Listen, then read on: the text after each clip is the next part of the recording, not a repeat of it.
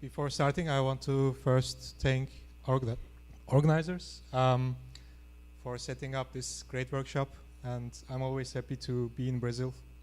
I mean, this is the second time, but I mean, it's still great. So today I'll talk about, this is the formal title that you will see when you open the archive link. It's quantum error correcting codes in translation-invariant spin chains. But there's also an informal title that I fancy very much, which I call it asymptotic error correction in nature. So actually, I was planning to make a little paradigm shift by doing a Blackboard talk. But yesterday we figured out that this was not possible. So I had to actually prepare slides yesterday. But I still want to go through, I still want to show you guys 2 quick slides about how I would probably give the introduction part if I did it on the Blackboard. So I would probably sound like a modern time Plato. I would say sentences like, let no one unversed in error correction enter here.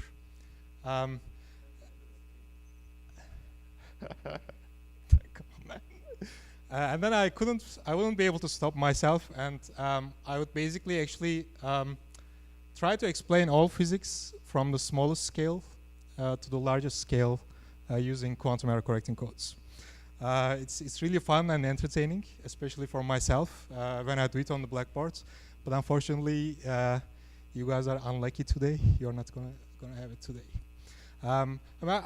Actually, I don't do it only for fun. It's kind of an unconventional introduction to quantum error correction, so that everyone kind of realizes its importance.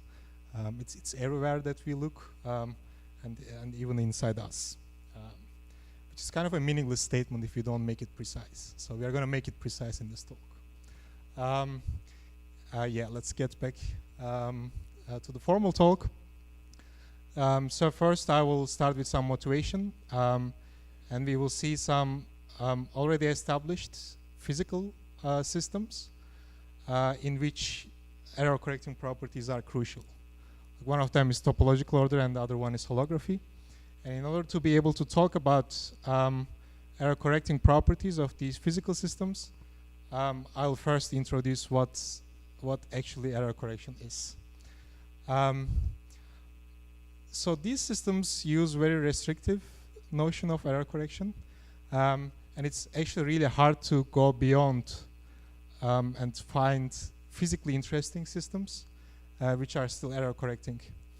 This is why we will first weaken the notion of quantum error correction, and we will look at something that we call approximate quantum error correction. And then basically I will present the results. So we have 2 of them are generic systems and 1 of them is a special system, and we find error correcting codes with certain properties different for each of them if the system exhibits chaos or eigenstate thermalization, or if you look at the nearby finite energy density translation-invariant states in 1D translation-invariant Hamiltonians, or at the low energy eigenspace of gapless models, especially Motzkin model. Right. So the goal of error correction is that we want to encode our messages. So we want to pick a set of messages with, let's say, message 1 denoted by M1, M2, and so on up to MK. Each of them consists of n letters. So these are n-bit messages. These messages we will call logical words or code words. And the total number of possible array of n letters is 2 to the n. We assume that each letter can be 0 or 1. And since we have n of them, in total we have 2 to the n letters. And these, this set we will call, the elements of this set we will call physical words. So the task that we want to achieve is the following. We start with these messages, these logical code words from M1 to MK, and then error process happens. And after error process happens, this M1 gets mapped to M1 prime, M2 gets mapped to M2 prime, and so on up to MK prime. And different errors may cause different resulting messages, which are distorted version of the original message. So if there's any overlap between any of these sets, say Mi prime overlaps with Mj prime, then you get confused, because after error happens, you see a distorted message, but you cannot be sure from which code word it's coming, because there's a collision after the error process. So error correction is possible if and only if there is no overlap or there is no collision after this error process. So given an error process, you have to choose your messages cleverly so that after error there is no collision. This is classical error correction. People already generalized this to the quantum case. And the thing that we are trying to do in the quantum case is that we have a physical Hilbert space that consists of n qubits. So the dimension of the physical Hilbert space is 2 to the n. And we try to come up with a clever way of picking a subspace of this big Hilbert space, say of dimension 2 to the k, such that whenever then error happens, this subspace will be distorted. You will go out of this subspace. But there should be a recovery process that basically reverts this, this effect of noise. And wherever you start, ideally, after a noise process happens, you go out. And then with a recovery map, you should be able to get back to the same position that you start with. And when this happens, we say that we have a quantum error correcting code with this many dimensional code space in this many dimensional physical Hilbert space. So let's make it more precise. Let's only look at the first part. This is the definition of having an NKD quantum error correcting code. You pick a subspace C, code subspace C in the physical Hilbert space H. So 2 to the n is the dimension of H, 2 to the k is the dimension of the code subspace, and D is something that we call distance. It's about how many qubits, how many physical qubits are inflicted by the noise process, by the noise channel n. And this is an NKD quantum error correcting code if for every psi in the code space, there exists a recovery map, the same recovery map for for all states in the code space, such that after the noise process acts, we can revert it back. So we start with this logical code vector. The noise acts, and then after applying recovery channel, we get back to the original encoded quantum state. Right. And if this happens, then we say that we have an NKD quantum error correcting code.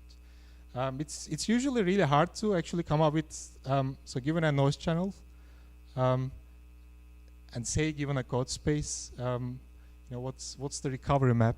So it's actually hard to come up with that. But there's actually another way. There's like a nice way of checking whether we have an NKD quantum error correcting code without actually figuring out the recovery map. And these are called Nil Alarm Conditions. So they basically show that if we pick an orthonormal basis of the code subspace C, say from psi1 to psi2 to the k, and let's say that these states satisfy this equality, where EA and EB are the cross operators of the noise channel, and psi I and psi j are are any arbitrary two elements from the code subspace. Right. So we want this condition to hold for all A and B and I and J. So if you look closely to these conditions, so we first recognize that when I is equal to J, this basically tells us that the right-hand side is a constant that only depends on A and B, which means that the expectation value of the noise operator of the EA star EB is actually the same for all code vectors. This somehow means that the error operator is unable to distinguish, the error process is unable to distinguish the code vectors, which is crucial, right? If it were able to distinguish, then we wouldn't be able to recover. And when I is not equal to j, the right-hand side equals 0. And this actually corresponds to the fact that if you start with 2 orthogonal vectors in the code subspace, after an error happens, they remain to be orthogonal. So this is very similar to what we saw in the classical error correcting codes when we talked about no collusion. So if you start from 2 different messages, then the error, after the error happens, they don't collide, so they don't overlap. Nice. Okay, then we can start talking about the motivations. So this topological order, which is introduced by Kitaev, and I think the idea actually officially worth $3 million. So he basically introduced a local Hamiltonian such that when you put the system on the lattice, you will have 4 ground states. The details are not really important. I got it from another talk in the past. But what we have to realize is that all these ground states are equal weight superposition of a loop of 1s. So you can put 0s or 1s on the edges. And these ground states are all equal weight superpositions of loop of 1s. But the first one has to have even number of L1 type loops that covers torus in this direction, and even number of L2 type loops that covers torus in the vertical direction. And psi2 is equal weight superposition of loops that has even number of L1 type loops and odd number of L2 type loops, and so on. So the crucial thing to realize here is that if you look at these states locally, then they are completely indistinguishable. So, which actually corresponds to this the diagonal term of the Nil Alarm Conditions. And if you actually try to map, try to have an overlap with one ground state with another ground state. So if you look at the off-diagonal term here, you actually have to apply a loop operator that covers the whole torus. And this is basically tells us that for local noise operations, the right-hand side is equal to 0 when I is not equal to j. So this is nice. These kind of systems can be generalized in 2+1 dimensions. But the caveat is that these kind of systems exist only in 2+1 and higher dimensions, and it's only for gapped systems. There is another proposal or another result which is very exciting in the past years. It comes from holography. I won't explain it in detail, but it's done by these guys. So basically, the claim is that so there are 2 theories. One exists, or one lives at the boundary of this hyperbolic space, and the other one lives in the bulk. And the one that lives in the boundary is supposed to be a CFD, and the one that lives in the bulk is supposed to be a yet to known quantum gravity. And the claim is that in order to understand the bulk, we actually need to fully understand the boundary. And if this happens, we are actually going to do it. So the way that they interpret this kind of setup is that the boundary consists of physical Hilbert space, and the bulk consists of code space. And I won't elaborate on this, but apparent puzzles like subregion duality or radial commutativity points out that there actually is an isometry from bulk degrees of freedoms to the boundary degrees of freedoms, such that this isometry gives us a quantum error correcting code under erasure. Basically tells us that if you, for example, erase this part of the boundary or lose this part of the boundary, The qubits, which is outside of this region, is still protected. And the general conjecture that they talk about is that low energy eigenspace of holographic CFDs construct quantum error correcting codes. But unfortunately, there is still no result, no concrete result, or as far as I know, any concrete, satisfactory, rigorous approach to this problem.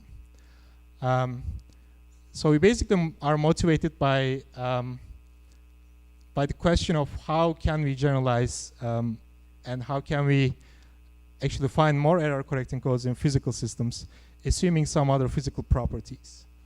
And we are going to look at chaotic systems and some generic systems, which are basically one-dimensional translation-invariant Hamiltonians, and a particular gapless model, which is still not a conformal field theory, but it's still, at least as far as I know, this is one of the most realistic and only gapless model where we actually proved quantum error corrected codes. But unfortunately, the exact quantum, the notion that I already introduced somehow doesn't work for these systems. And maybe we should actually not expect for physical systems to satisfy exact error correction, but maybe we should weaken the error correction condition. And that's what we call approximate quantum error correction. So here we introduce an error parameter or approximation parameter epsilon. And we call the code subspace C in the physical Hilbert space H is an NKD epsilon approximate quantum error correcting code against a noise channel N if this is satisfied. So this basically tells us that we start from the psi, which is a generic, which is any state in the code subspace. And after noise acts, we apply the recovery map. And the maximum fidelity that we get, or the fidelity that we get is at least 1 minus epsilon. So we don't get exactly the starting state, but we at least get an epsilon approximation.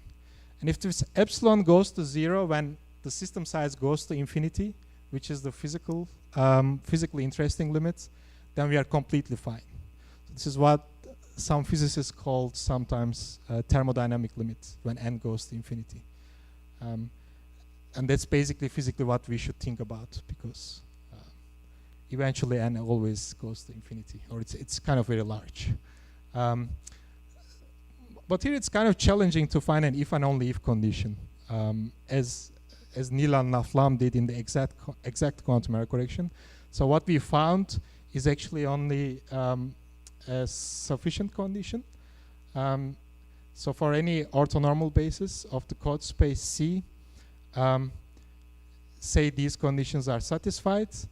Now, in addition to now we have an addition to the right-hand side, which is this approximation term, which depends on I and j. So now you are not completely I and j, when I is equal to j, these expectation values are not completely indistinguishable, but they are indistinguishable up to this epsilon. And also we don't have no collision property anymore, but it's epsilon collision property. So they, when you start from two orthonormal vectors, when an error happens, they actually collide by amount epsilon. But eventually we require this epsilon to go to 0 when the system size goes to infinity. And in particular, in our examples, we are interested in d-local noise. So we restrict our error operations to geometrically d-local operators. And this is basically the same condition that we just saw. And what we found is actually that to get an NKD epsilon quantum error correcting code, basically one has to, the other way around. So if,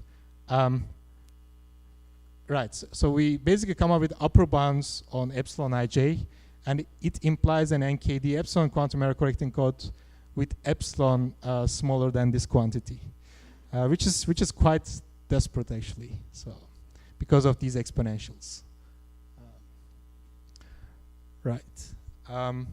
Okay, so let me briefly actually summarize the results, because Probably I have like 5 minutes left, or yeah. So the first remark, maybe I should give it only as a remark. It's something called Eigenstate thermalization hypothesis, which is introduced by Srednicki, and it basically says that locally nearby eigenstates in a chaotic system looks almost like the thermal state, and these are the conditions for that. But if you carefully look at these conditions, this is nothing but the local indistinguishability with epsilon exponentially small, and this is nothing but the epsilon collision property of approximate quantum error correcting codes with exponentially small epsilon. So somehow, without knowing what an error correcting code is in 1995, he kind of came up with a really good example like 23 years ago.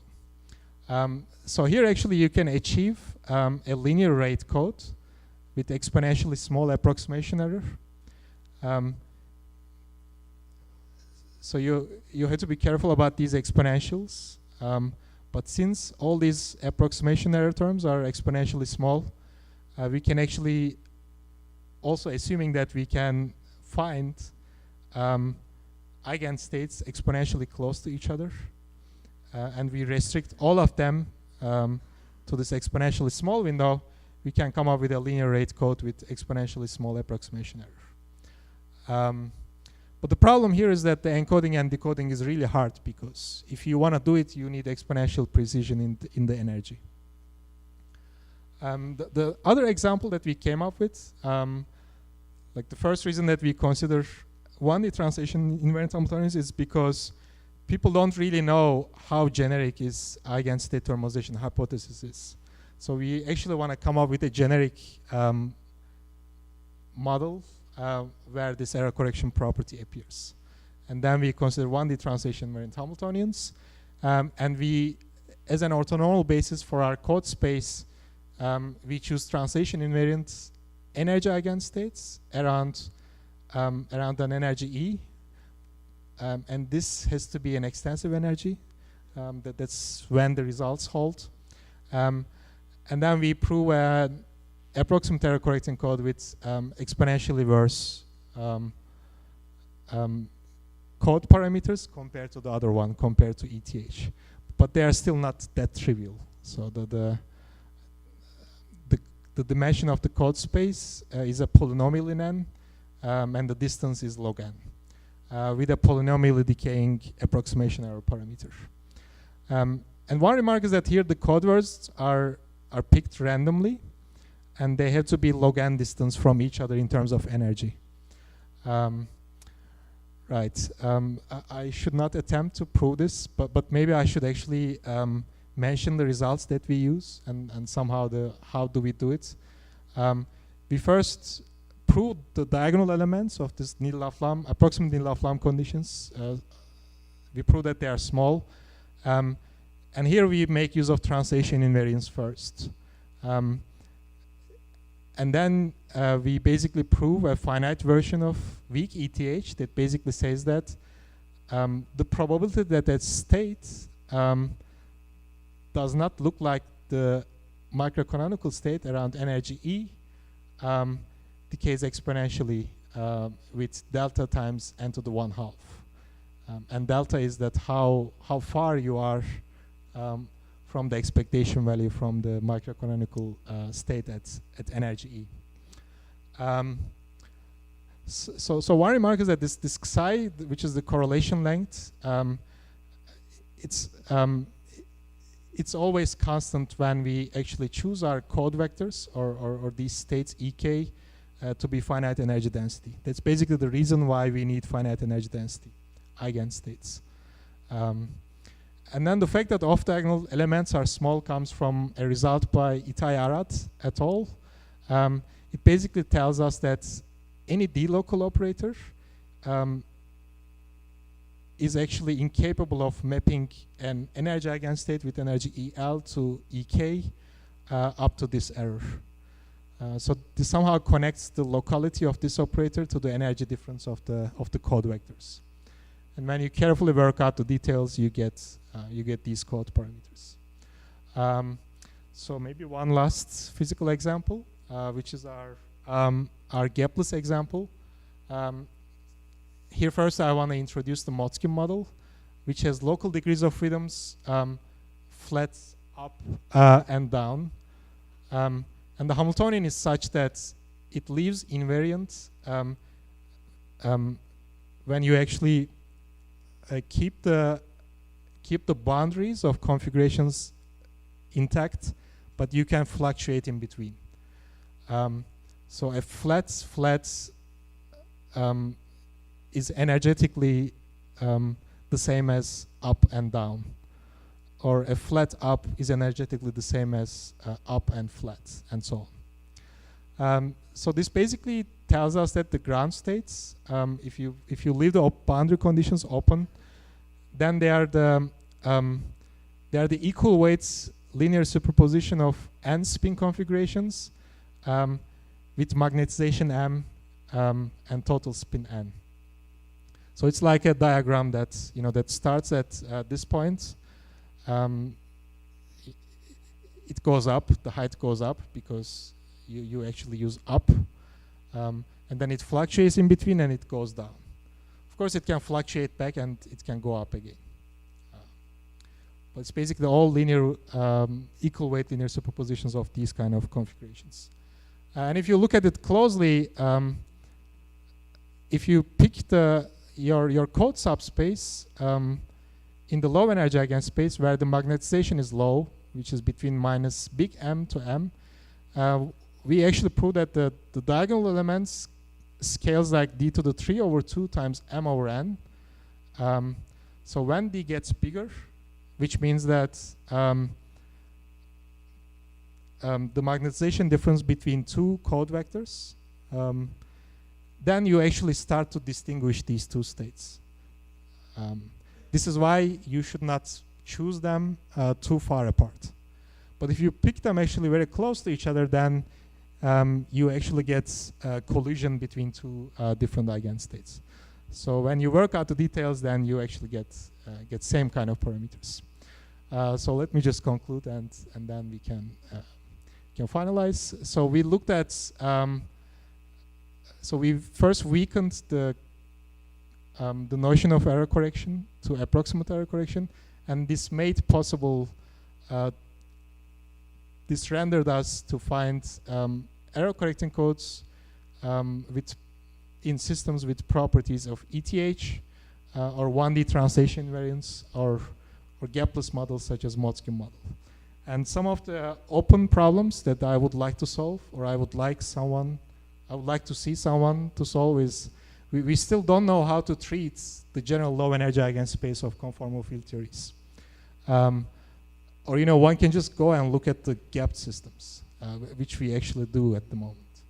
And also it's a bit unfortunate that we only have we don't have an if and only if condition that connects error correction property to the expectation values. This also limits us a lot. So it would be nice to figure out if there exists an if and only if condition. It would be nice to figure that out. And also it's intriguing to understand the decay of the energy gap in the Hamiltonians and how it's related to the code parameters. Because if the energy gap is very small, this means that you can pick a lot of states in the low energy. That would increase the dimension of your code subspace. So thanks a lot for listening. Be happy to get questions.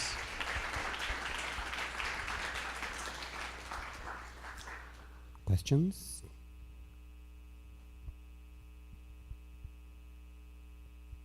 Too shy. So let me start again. In the Eigenstate thermalization hypothesis, in the way you showed, I can see the local behavior. So how you really introduce it in the discussion? Here I actually, what I did. So this depends on the particular Hamiltonian that you are actually dealing with. Like, in principle, at right-hand side, there should be a term that depends on D. But here we leave it free for the purpose of this work. It's mostly like a remark, actually. But people actually expect that in chaotic CFDs, this D can be as large as half of the system size. Yeah. But it definitely depends on the particular Hamiltonian that you're dealing with. Yeah. Okay, thank you. Anyone else? So let's thank Burak again.